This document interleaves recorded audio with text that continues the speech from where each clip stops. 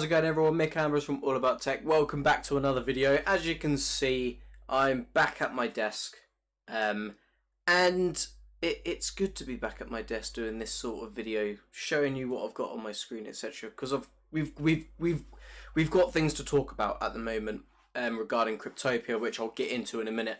But as you can see, no green screen because over that side, not that side. It's reverse on my monitor. Over that side, as you can see, the custom All About Tech bar top arcade. If you haven't checked out that video of it, go check it out. It is my previous video. I'll leave a link in the description just because I'm so proud of it.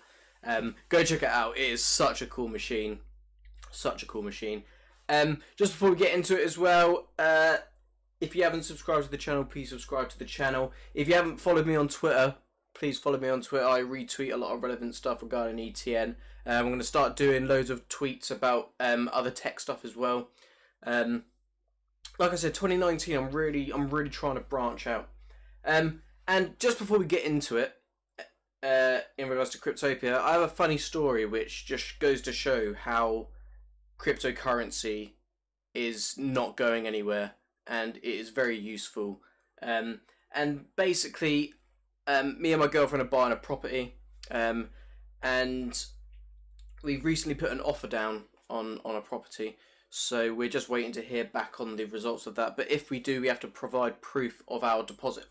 So I was going to transfer some money into my girlfriend's account, just so it's all in one account ready to go. And I bank with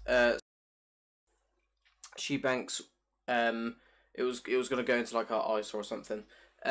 And we go to do the transaction, and one of the sides fails for whatever reason. No reason to it. To be honest with you, you get a text. Oh, was this transaction you? Yes. Oh, it didn't go through. Try again. Tried again. Didn't go through. But it took my money, so I had to give a ring. And basically, the transaction had kind of worked. The other bank requested the money, so the form of like doing the payment through like a debit card to transfer it to, because it was going into an ISA, happened, but they didn't actually take it, and there was an error came up, and took my money for the transfer and put it to one side out of the way, because technically it's now allocated to go there, but except it didn't work. So I gave him a ring, because if we end up getting a call tomorrow that the offer was accepted, we've pretty much got to get our proof of purchase straight away. And they were like, yeah, sorry, no, we can't cancel it and return it to your account. You have to ring the other bank, give them this authorization code, and send it via fax. That's right, via fax. The ancient technology which I didn't even realise anybody used anymore. So that just goes to show how banking is still going on right now. That's how outdated the banking system is, that they're still using fax machines. And you have to send a fax with this code to their number, and then that would authorise the cancellation of that transaction, and I'll get my money back in my account straight away. If they don't do that, basically Friday at midnight will be when it bounces back into my account. So I have to wait like three whole days to get my money back. And I was trying to explain on the phone to Santander, I was like, this is my money. You're simply holding it for me. It's not your money, it's my money. All you are is like a custodial for it. And you're basically saying that I can't have my money, even though that it was the other side's problem for their error, etc. And it just absolutely baffled me as to how that can happen. And I was just thinking, with cryptocurrency, I feel like this wouldn't happen, you know? There isn't that central. Well, in some cases there is, but I don't think it would have happened like that. But that's why I just can't wait for blockchain and crypto to be mass adopted, and hopefully ETN paves the way for that. And And yeah, so that's my story. Very annoying.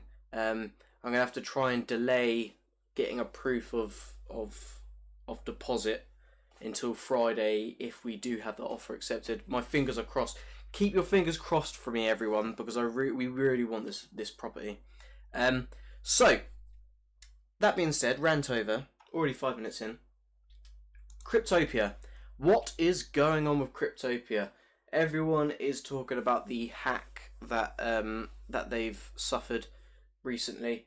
And basically, Cryptopia this morning released a tweet. I haven't been able to do anything until now because I've been so busy sorting out all this whole like housing situation and things like that. Buying a property is stressful. So they just said, "Hi Cryptopians, we apologise for the delay in keeping you updated and appreciate your patience. Yesterday, the 14th of January, the Cryptopia exchange suffered a security breach which resulted in significant losses. Once identified by staff, the exchange was put into maintenance while we assessed damages. Staff then notified and involved the appropriate government agencies, including New Zealand Police and High Tech Crimes Unit, who are jointly and actively investigating the matter as a major crime, and they are assisting us with advice. Until that has been carried out, Cryptopia Exchange will remain in maintenance mode with trading suspended. We are committed to getting this resolved quickly as possible and will keep you updated every step of the way. Thank you, the Cryptopia team." And the first thing I'm going to say is I am fed up of exchanges not having adequate security and not storing their customers' funds securely. And this is why regulatory framework needs to come in, because I feel Cryptopia should be held responsible for not protecting customers' funds. I know it could happen to anyone, but you look at the case of like ETN, they hired HackerOne at the very start, who completely audited their security system and helped them develop into how secure they are now. And it really grinds my gears because cryptocurrency isn't going to be mass adopted with things like this going on, and it just shows that regulation and a regulatory framework needs to be put in place. A security standards has to be put in place for every crypto exchange that are storing cryptocurrencies and digital assets. It baffles me that exchanges, etc., have half our security systems which are breached like this, and people are losing their funds over it, you know, and it's just not good. It's just not good. So Coindesk have already covered this. They basically spoke about how they suffered a huge security breach and that they've involved the New Zealand Police. And then they mentioned about how there's been tweets from Whale Alert on Saturday the 13th, and noted nearly 20,000 Ethereum tokens worth nearly $2.5 million, and around 48 million Centrility tokens worth about $1.18 million were transferred from Cryptopia to unknown wallets the day before, or sorry, 2 days before the hack happened, which may just be coincidence. I'm sure the New Zealand police will be looking into that, but that's it. Like, these are the tweets, so you can check out the Etherscan from 19,000 Ethereum, 48 million Centrility, and yet this is. I feel bad because I know there's a lot of people who have ETN on Cryptopia because they don't want to do KYC, and I'm not going to say anything like, "Oh, well, you should have done KYC." Completely up to you. It's completely up to you. I'm not gonna judge anyone for not wanting to do KYC. I half understand it, you know, but nobody deserves to have their cryptocurrency taken like this. And as it stands at the moment, Electroneum, the Electroneum coins may not have been touched. And the reason I think why it may not have been touched is because if you look at Electroneum as a cryptocurrency, it's KYC compliant, anti-money laundering compliant. So people who have ETN wallets, they need to know who they are, in case of shady activity. So if I was a hacker, I wouldn't touch ETN coins off. I wouldn't steal ETN coins.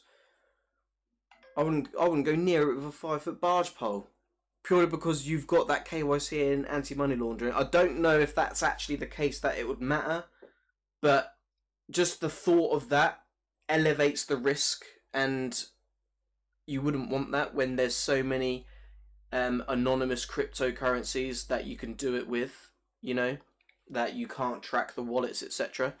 So for me, it wouldn't make sense to target ETN, the ETN funds, but at the same time, you just don't know that for sure. So in that sense, it could potentially be a bit of light on what seems to be at the moment a very dark tunnel that that Cryptopia are going down, and a lot of people that have ETN locked in Cryptopia.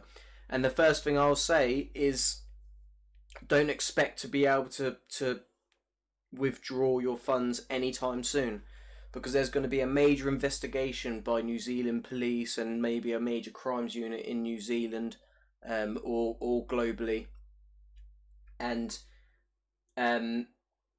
that will take time. You know, it will take time. This is a link. I'll also give you a link. This is just a brief statement by the New Zealand police, saying that there is an investigation involving a cryptocurrency company, Cryptopia, where a significant value of cryptocurrency may have been involved, and the police are taking this very seriously. We're currently talking to the company to gain further understanding of what happened. A dedicated investigation team is being established in Christchurch, including specialist police staff with expertise in this area. So that'll be a cybercrime unit. And police are liaising with relevant partner agencies in New Zealand and overseas. So my guess is they'll be going to all the English speaking ones first, just because obviously there's not that language barrier. I'd love to see the National Crime Agency from the UK lend a hand to try and help solve this. That would be really cool. If those of you guys that don't know, one of my ambitions is to get into cybersecurity after university, and the National Cybercrime Agency is one of those potential places where I might try to go to when I finish all my studying. So this type of stuff now is what I'm really interested in.